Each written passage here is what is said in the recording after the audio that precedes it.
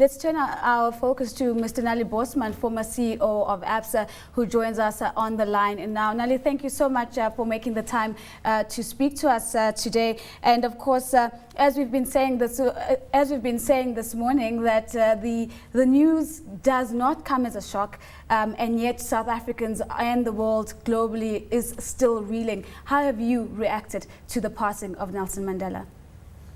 Well, thank you very much for the opportunity to say something about Madiba. I must say we all expected it, but it still came as a shock. And I was very heartsore this morning when I heard the news when I woke up early this morning. And I really feel that we've lost a wonderful leader, the leader of the last decade that we've had in the world. Nallie, your experience in corporate South Africa goes way back.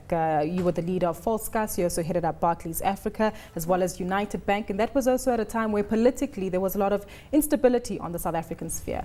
Madiba's influence on this that you picked up back in those days, what were some of the highlights? Well, he had a big influence in business South Africa, and he was always willing to meet with us and to discuss issues of mutual concern, especially when we had a concern. I remember one time I met with him, and it's a private meeting, and I asked him why it was possible for him to forgive us for what some of the people have done to him in South Africa. And his words were that when you were in jail for 27 years, you had time for introspection. And he came to the conclusion that he had to promote peace and reconciliation, not hate, peace and reconciliation amongst everyone in our country, irrespective of race and color. That was the only way forward, he said, to ensure a better future for our children and our grandchildren. This is an example of a great man, and he not only led the nation but also business.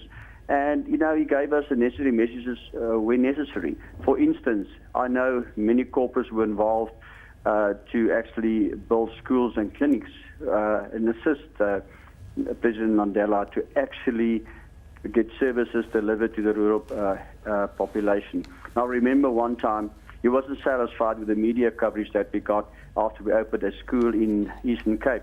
And he actually called the SABC editors and said, look, I'm not satisfied. ABSA is doing a big job, and you should see that they get the necessary coverage. And we did get it the next week, the next evening.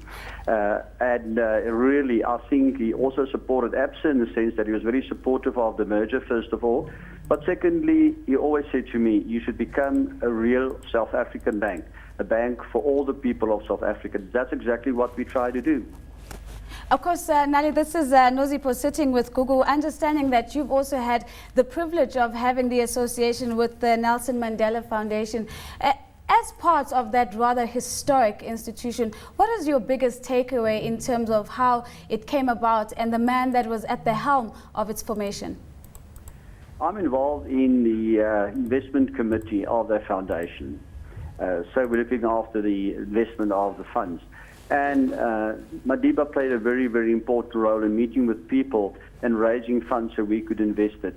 And he was always willing to see people, to meet with people, and also fly overseas. So that made an impression on me in the sense that, you know, he not only did well in the sense that he cared for the children and people with HIV in this country, but he was willing, you know, to travel a lot and really assist us to grow the fund. Thank you so much, Nallie, for those insights. Of course, that was Nallie Bosman, former CEO of ABSA.